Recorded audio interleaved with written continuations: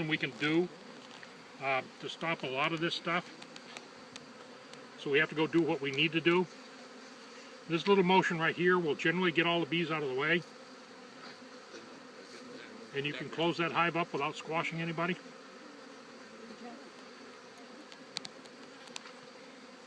Rick, can you use the emery shim instead of the medication ring if you plug up the hole? If you plug up that hole with a piece of duct tape, yes. Okay? It's not really as deep as I'd like it to be. It's only 3/4, whereas the feed rim, the medication rims are 1.5 inches, 1 3/8 or something like that. I would rather use the medication rim because it's a little deeper, it gives a little more airflow around that medication. It still lets the medicine dissipate like it's supposed to, but it doesn't. It's got that airflow around it, so it's not so toxic. What else are we going to do?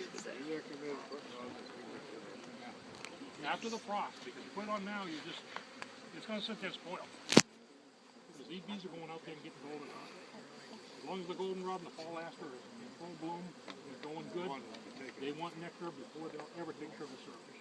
So they're just not going to take it. You might just well wait until the frost hits and then give it to them.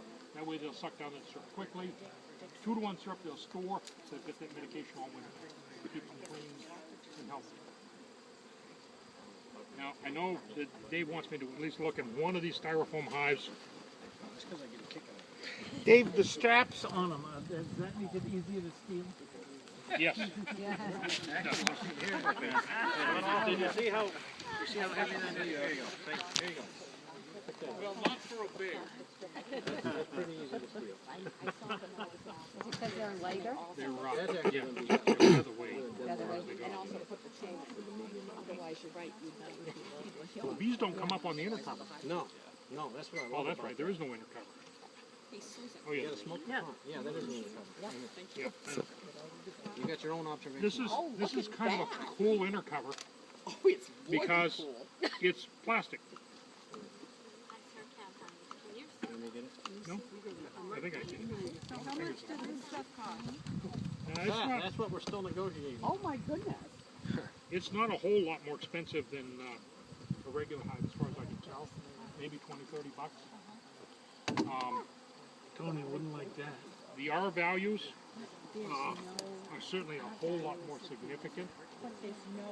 I've agreed to go through Dave this winter and see how these do, and then I can make a better analysis on them. I have both sides of this thing are bothering me a little bit. One, it doesn't require the bees to work so hard to heat it because it's styrofoam. But also they can't get any heat in from outside because it is styrofoam. So where we might wrap one of these other hives with a piece of tar paper and give it some help, we can't help this one. But this one's on its own. Now, you get a nice spring day when it's just 51 degrees, but cloudy. Are these bees going to go to the bathroom or not? You mean go out? Probably not. Yeah. Because it's still going to be whatever the temperature of the bees are in cluster in there. They don't know it's 50 degrees outside, so they may not get their cleansing flights on time. I just don't know. It's one of those things we have to look for and watch out for. It's kind of By the way, this one's Italians and this one's Carniolas. Not Carniolas, Caucasians. Up in the front, you'll notice a big difference. Yellow on one side, black on the other. Now this one is ready. If I had to analyze this hive right now, I'd say let's do it. Because that frame right there in number 2 spot is absolutely chock-a-block full of honey. The number 2 down there and the number 2 up here were not. They still had some time to go. But this one's right solid full of honey already. So the bees are obviously, you know what I just discovered, Dave? I don't think things will work on that one. Your frame racing. No, it's not going to work on that. There's the metal works man right here somewhere. We'll build it. Oh, I don't know. Oh, by the way.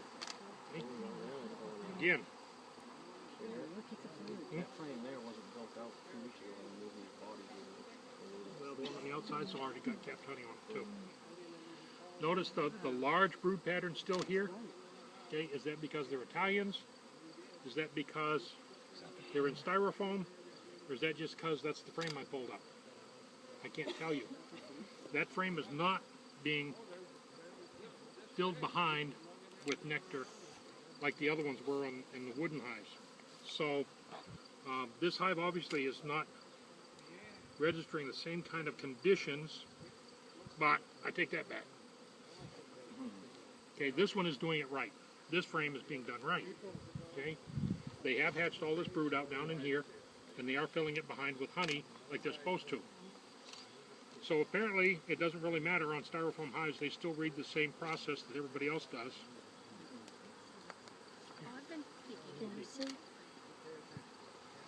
Give it to Adam. Why did you say that brood area was full on the other frame? Might mean she's Italian? No, I was just saying, because it was really, I don't know whether it's because she's laying so many eggs because she is an Italian. But they just lay a lot of eggs. Italians just lay a lot of eggs. Right, they would continue though. So you're saying that they would throw the drones out but continue laying workers? Oh yeah, the sperm for the queen is already in her stomach. Right, I know. In her stomach forever. She's done. Right. So they don't need the drones. They might go ahead and throw the drones out and they just continue on. Laying more workers. Yeah, laying more workers. So I had a huge number of drones this summer. Is that because of probably the breed of bee that I had? It may not be the breed of bee.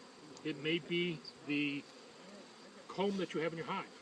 Has your comb ever been damaged by mouse? No, but I did notice that some that had a lot of drone cells, I took out and put worker cells in. Okay. The more drone cells you get in there, the more drones they'll lay, because they're going to fill the cells no matter what. You must have a DCA. So what you really look at is drone congregation area. Oh, I think so. I think it was inside my hive. Okay. This one again, you know, they're doing well. They're doing what they're supposed to be. They are filling behind with nectar. They've got some brood over here that's just coming along, larvae and stuff like that. But everything's going, you know, what I would call that these bees are now in winter prep mode. But you do notice right here. What are you pulling these? If you look really, really close at that bee, that one drifted over from the other hive. Yeah, I noticed the dark bees. Yeah. Caucasians are jet black. Oh, yeah. No matter what the name says, Caucasians are jet black. They just come from the Caucasus Mountains of Russia. So this drone, and this is why we have problems with varroa mites, because this drone could be thoroughly.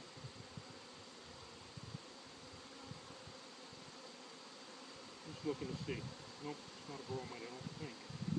Can't tell. Anyway, could be infected with a varroa mite because drones are accepted anywhere. They walked over from the other hive and brought the varroa mites over with them when they came. Go down there. You notice that all of the other bees in here are pretty yellowish. That one there stuck out pretty good because it was black.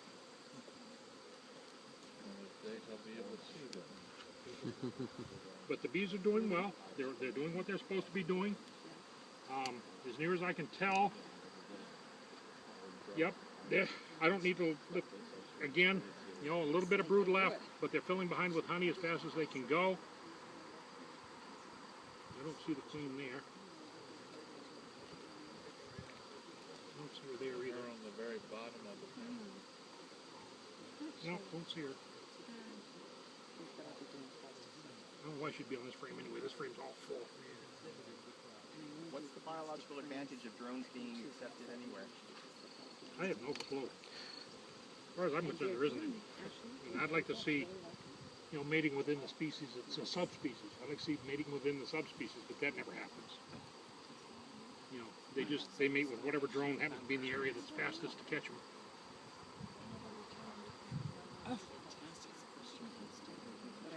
Just giving a quick look here, see if we can find another queen.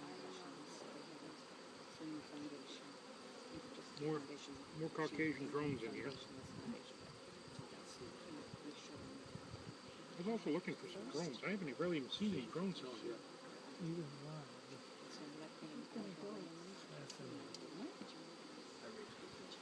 Okay. Now, if I was worried about diseases, there's a cell on here that I'd be worried about. But there's only one. Is that a hole in it? When I pulled it up, the minute I saw it, I said, oh, look, here's a hole. Yeah. I wonder what's going on with that. But I just looked. Bee emerging. It's just a bee hatching out. Good. Is all it is. Here's another one here. Got a little tiny pinhole in it. I'm sorry. Could be foul brood. Yeah, I guess. It was, Yeah. If he was looking. Yep. Nice white larva though. They'll get Looks good. sunken in and Just a they'll have a little hole in it. pinhole in the cap. No, I've seen it. She's not saying the shorter age. No, I am short. I have no illusions about that.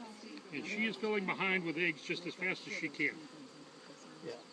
Now, I don't know why she's doing that, but she shouldn't be.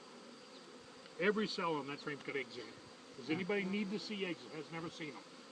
I've seen them, but I Because this is an easy frame to spot eggs on.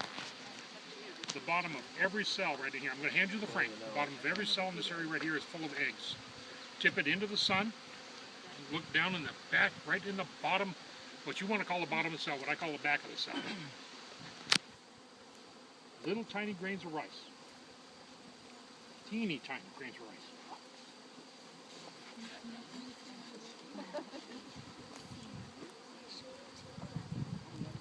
He hasn't said, yet.